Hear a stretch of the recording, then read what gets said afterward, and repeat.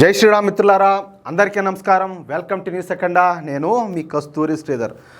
భారతీయ Janata party కేంద్రంలో అధికారంలో ఉన్నా లేకపోతే ఏదైనా రాష్ట్రంలో అధికారంలో ఉన్నా ప్రజల కోసం ఎలా పోరాడుతుంది, ప్రజల పక్షాన ఎలా నిలుస్తుందని చెప్పడమే ఈ న్యూస్ యొక్క ఉద్దేశం. న్యూస్ మాత్రం చాలా ఇంట్రెస్టింగ్గా ఉంటుంది.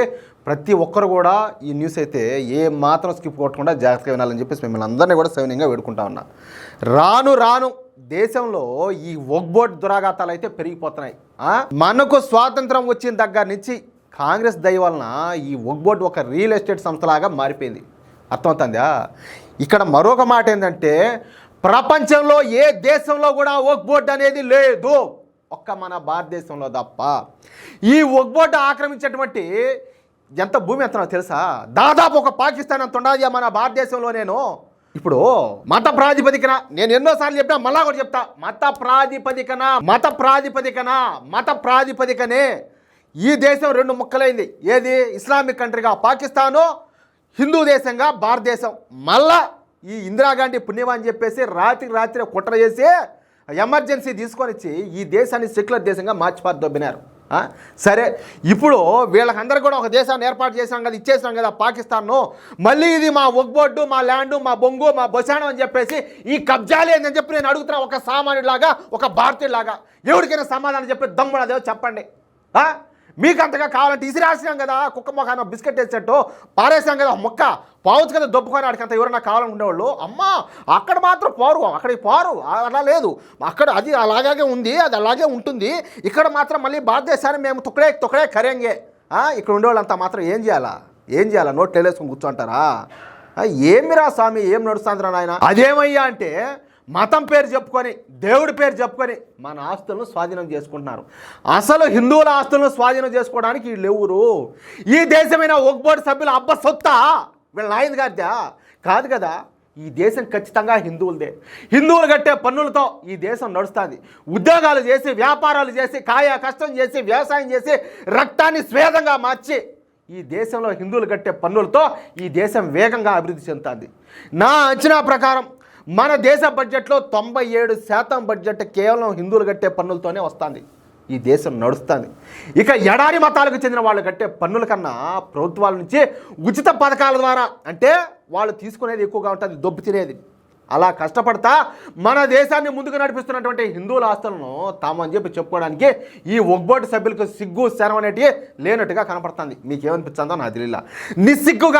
నిస్సిగ్గుగా హిందువుల ఆస్తులను ఈ వక్బోర్డులు ఇప్పటి వరకు స్వాధీనం చేసుకుంటానే ఉన్నాయి.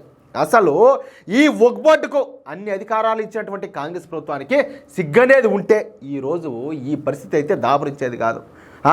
నేను ఇక్కడ ఒక మాట చెప్పాలి మళ్ళా.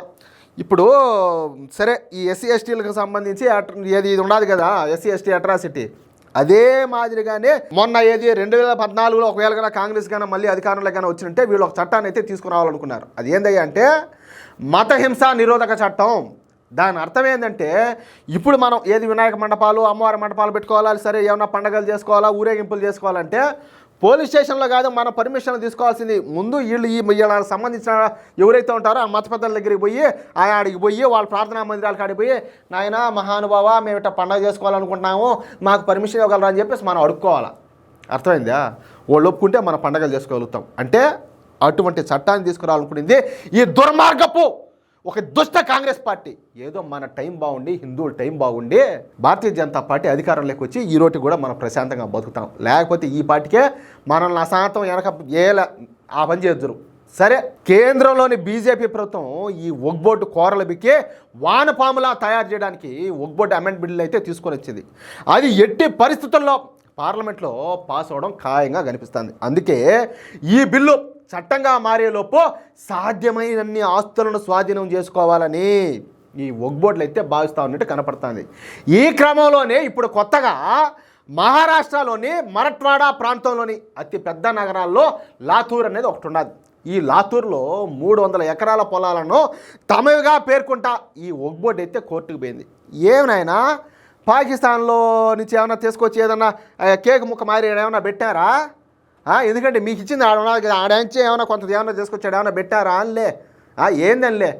ఈ 300 ఎకరాలు కూడా స్వచ్ఛమైన పంట పొలాలు, పైగా ఈ పొలాలు హిందువులు.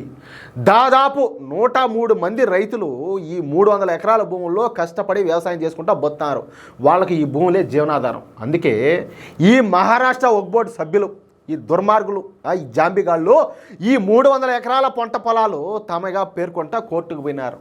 దీంతో ఇక మహారాష్ట్రలో కొత్తగా కొలువైనటువంటి బీజేపీ ప్రభుత్వం ఆ హిందూ రైతులకు హామీ ఇచ్చింది. ఏమని తెలిసిన, మీ పంట పొలాలను ఎట్టి పరిస్థితుల్లో కూడా వక్ఫ్ బోర్డుకు చెందకుండా చేస్తామని చెప్పేసి బీజేపీ నాయకులు ప్రమాణం చేశారు. ఇక వక్ఫ్ బోర్డు కోరలు బీకేందుకు దేవేంద్ర ఫడ్నవీస్ ప్రభుత్వం సిద్ధమవుతోంది.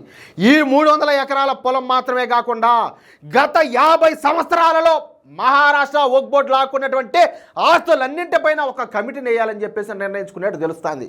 మరొక వారం రోజుల్లో ఇందుకు సంబంధించినటువంటి ప్రకటనను కూడా మహారాష్ట్ర ప్రభుత్వం అయితే విడుదల చేయనున్నది. అంతేకాకుండా మహారాష్ట్ర వక్ఫ్ బోర్డు దగ్గర ఎన్ని ఆస్తులు ఉన్నాయి, స్వతంత్రం వచ్చే నాటికి ఎన్ని ఆస్తులు ఉన్నాయి, ఇప్పుడు ఎన్ని ఆస్తులు ఉన్నాయి, ఇప్పుడు ఆ ఆస్తులు ఎవరి దగ్గర ఉన్నాయి, ఆ ఆస్తుల ద్వారా వచ్చే డబ్బును ఈ వక్ఫ్ బోర్డు ఎందుకు వినియోగిస్తుంది, ఆ డబ్బుతో ఈ బాడ్కౌగాళ్ళందరూ కూడా తీవ్రవాద చర్యలకు ఏమైనా పాల్పడతారా అన్న విషయాలపైన కూలంకుషంగా విచారించేందుకు ఇప్పుడు మహారాష్ట్ర బీజేపీ ప్రభుత్వం అయితే సిద్ధమైపోయింది. ఈ దెబ్బతో మహారాష్ట్ర వక్ఫ్ బోర్డు జాతం అయితే మొత్తం బయటికి రానున్నది. అంతేకాకుండా ఈ వక్ఫ్ బోర్డు బతుకైతే కుక్కలు చింపని ఇస్త్రైపోయి ఉన్నది.